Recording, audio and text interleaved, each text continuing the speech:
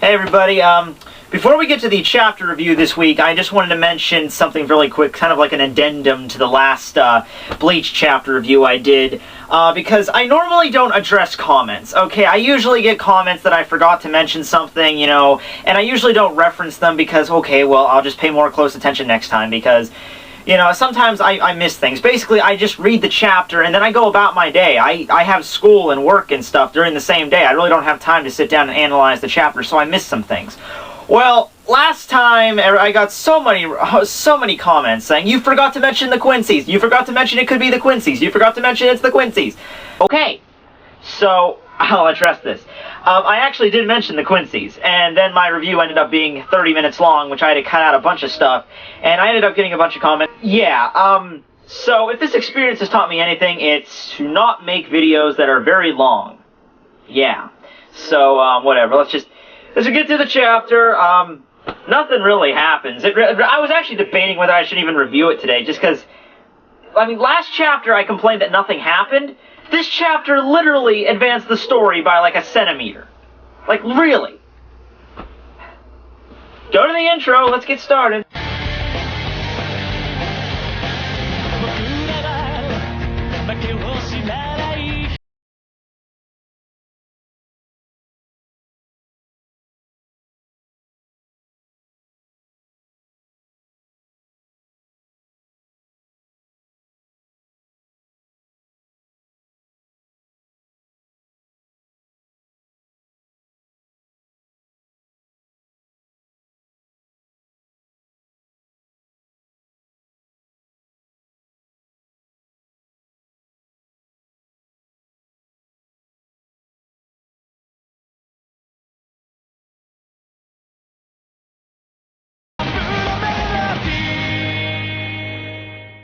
Hey everybody, Tekking101 here to review Bleach chapter 481 entitled The Tearing.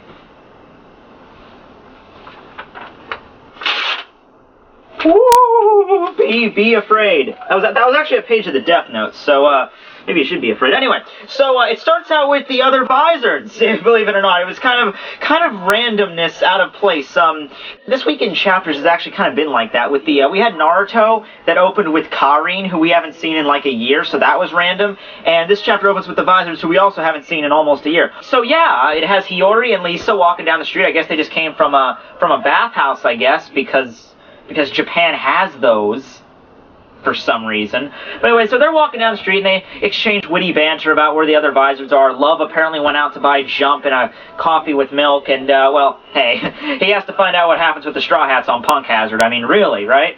Wish I could review it, but YouTube decided that I'm breaking the law. Bleach, though, that's cool. But anyway, so that's where Love is. He apparently went to a cafe because he said he was hot, because he apparently went to the bathhouse still wearing his suit. Which was weird, but hey, we got to see what the visors were doing. I kind of think that Kensei and Shinji and Rose kind of got the shaft on this particular exchange here, because the other visors are still hanging out in the world of the living. They're like pretty much doing whatever they can. I guess they're still living at the hideout. They're just like hanging out, doing whatever. Meanwhile, Kensei and the others, they're stuck in the Soul Society. They have to deal with, you know, being captains, that responsibility, fighting, risking their lives, and the other ones are just kind of like chilling out. So, yeah. A little weird there. Anyway, Hiyori senses, or actually she smells a Shinigami, because I guess she had that power.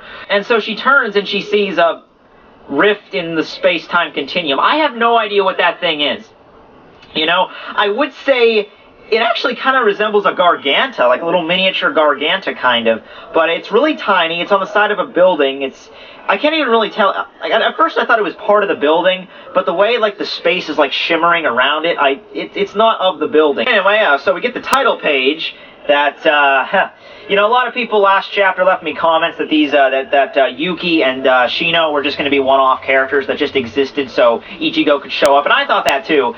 Then I saw the title page and I realized they're going to be around for a while, aren't they? And from this chapter, so we cut over to Ichigo's house. We have Yuki sleeping, who is like the exact same frame from last chapter too. I'm sure Kubo recycled these exact panels. But anyway, so Yuki wakes up and he has the same gag from before when he was with Kurama. He's like, oh, I wasn't listening, but then Ichigo's just like, I wasn't talking, so it doesn't matter.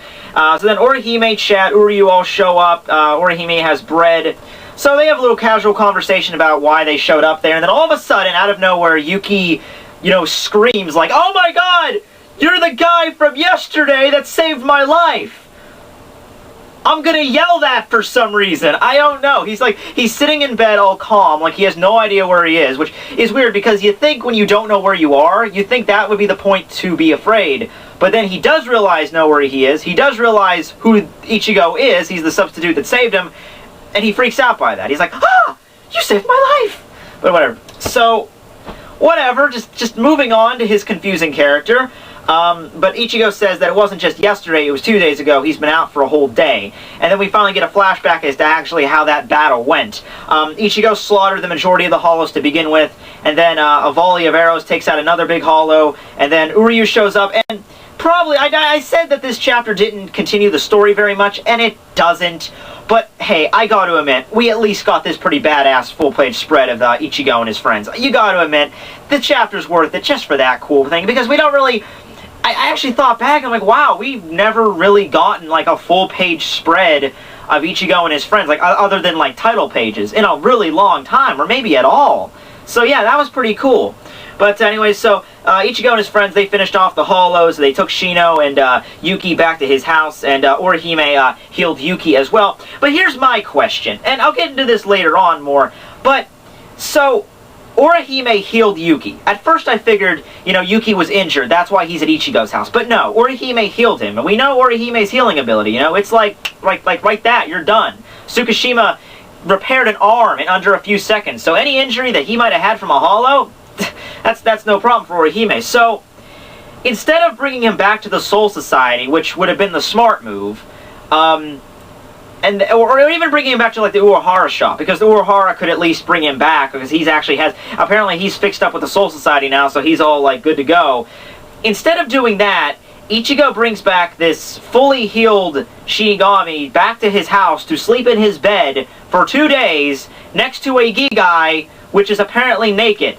I don't know why he did that. I really don't. To me, it would have been a lot simpler if Ichigo just, like, took his unconscious body in front of Uehara shop and then just put a little note on him that says, "Stop sending wimps to fight hollows," and then, like, Uehara just ships him back to the Soul Society. That would have made a lot more sense than putting him in your bed next to an exact copy of him that happens to not be wearing clothing.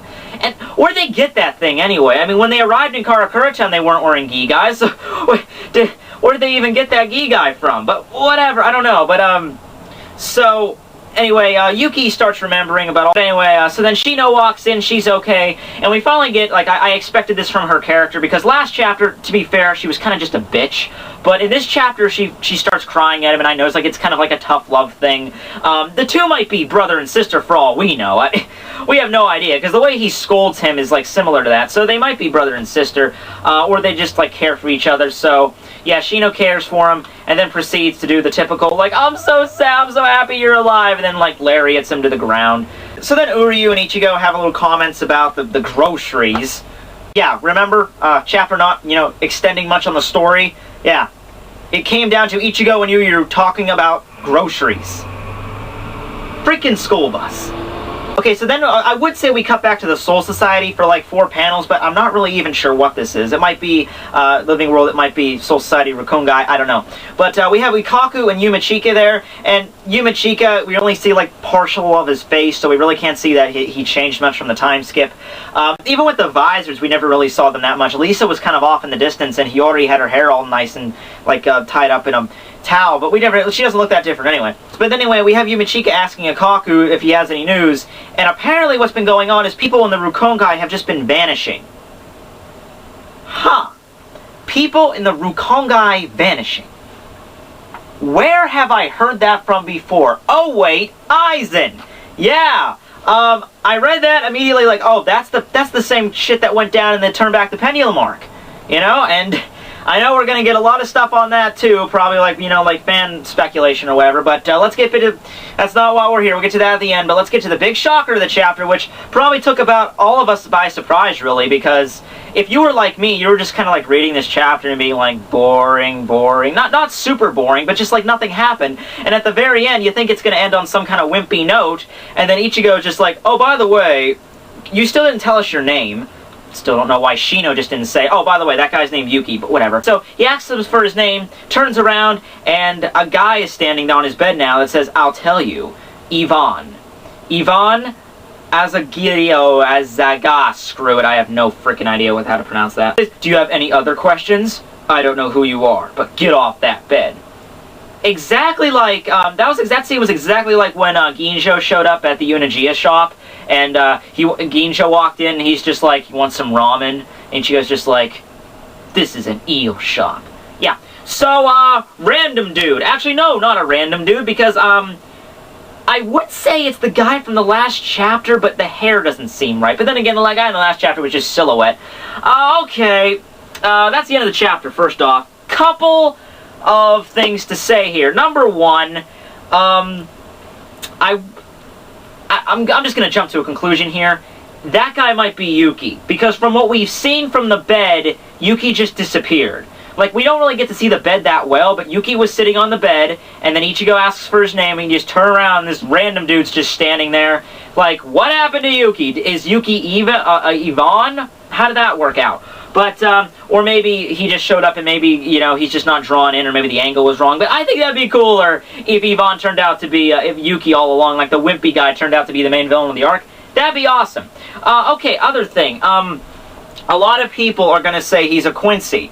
And I did some research on this, actually, because I read this at my college today, and I figured, okay, I have downtime. So, from what we've known from Quincy's, they have like a German motif going on. You notice that in Bleach, like the Shinigami have a Japanese motif, the Arancars had a Spanish motif. Quincy's tend to have a German motif. And I'm figuring, Yvonne, that's not German, that's like Russian. And I looked it up, because I have nothing to do today. I looked it up, and yeah, Yvonne is a Russian name, and I'm thinking, okay, well, I'm like, this doesn't mean anything, obviously. I'm just saying it doesn't fit with the idea of, you know, Quincy's being German, and then they having like and they do have a German undertones, because their techniques are all named German. Uryu had that chant when he was fighting that you know, that hollow that split into two. He had a chant that were in German. Quincy Let's Steal, that's the final form of the Quincy's, that's in German. So they definitely have a German motif going on. And I was just expecting the main villains to all have German type names, but Yvonne, that's Russian, but whatever. And you know, even his clothing doesn't resemble what a Quincy normally wears. You know, even his clothing resembles more of a Russian, you know, type deal, you know, with the double-breasted, it's kind of like Stark's full Los Lobos release, if you remember that. But yeah, just the way he looks and his name, it doesn't relate to like how Quincy's are. But I'm not going to say it like last time, because I mean, here's the thing. When I said that I cut out part of the review last time when I mentioned the Quincy's, I didn't say the Quincy's were the main enemy. I just said the Quincy's there was a possibility that they might be the main enemy. And everyone was jumping to it, and I'm just saying, I'm not 100% convinced. I mean, it's a distinct possibility it could be Quincy's because, you know, all the hollows showed up, so they could have used hollow bait.